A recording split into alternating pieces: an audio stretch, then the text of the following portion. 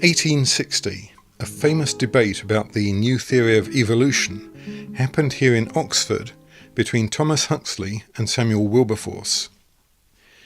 Everyone knows that in this great debate, Huxley made a fool of Wilberforce and won a great victory for science over religion. But what everyone knows is wrong. What really happened? There aren't any written records from the debate itself, and the accounts written afterwards conflict with each other. But it seems that Wilberforce, in a joking way, asked Huxley whether he was descended from a monkey through his grandfather or his grandmother.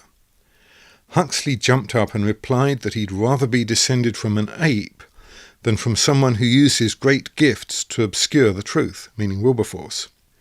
Is that how it really went? What we are told by one or two other people in their reminiscences is that in that debate, when Wilberforce came out with that remark to Huxley, they were so titillatingly wanting a laugh that they just erupted in laughter at what the bishop said. And in fact, one of Huxley's friends later admitted, although yes, Huxley said these words back, Huxley was not an experienced orator, and hardly anybody heard him, apart from a small group of people. Huxley later became a great orator, yes. 1890 he was a great orator. But you can't read what he was in 1890 back to what he had been in 1860. We often tend to mix the two together. But then we're told that the bishop actually suddenly realised he'd made a breach of manners. After all, it was not the done thing for one gentleman to suggest that another gentleman's grandmother might have been a monkey. Wilberforce responded to Huxley with an apology, saying he did not wish to hurt the professor's feelings. Does that sound like some Bible-thumping charade? Right, and of course Huxley's reply, we don't actually know what Huxley said.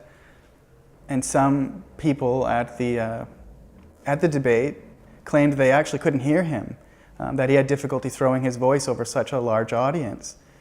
And some have argued that it was Hooker that actually provided the real scientific and persuasive response to Wilberforce's criticisms. But the one acid test for the whole of this is John William Draper himself, the man who had allegedly bored everybody stiff by his going on about monkeys before the bishop. In 1874, Draper produced a book, and it was about the warfare between science and Christianity. I own a copy of that book, I've been through it. There is no mention whatsoever of this debate in it.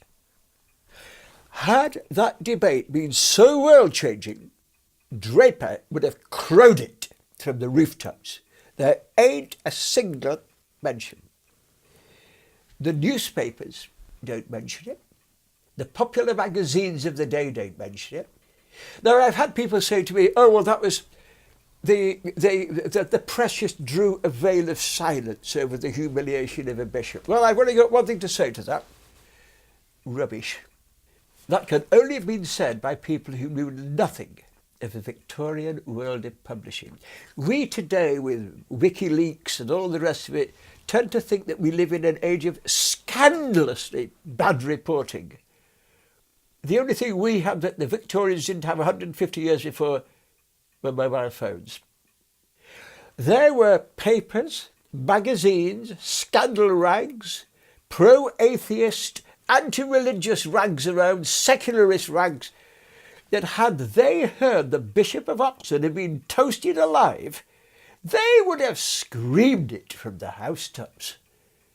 Yet there ain't a single squeak in all of this radical literature. No one is sure exactly what Wilberforce and Huxley said. There were 700 people in the meeting, and most of them probably didn't even hear Huxley's reply. Other people as well as Huxley replied, including Joseph Hooker. But the debate was so insignificant that when John William Draper came to write his book about the conflict between science and religion in 1874, He didn't mention it, even though he was there when it happened. So how did the myth of Huxley's great victory get started? More next time.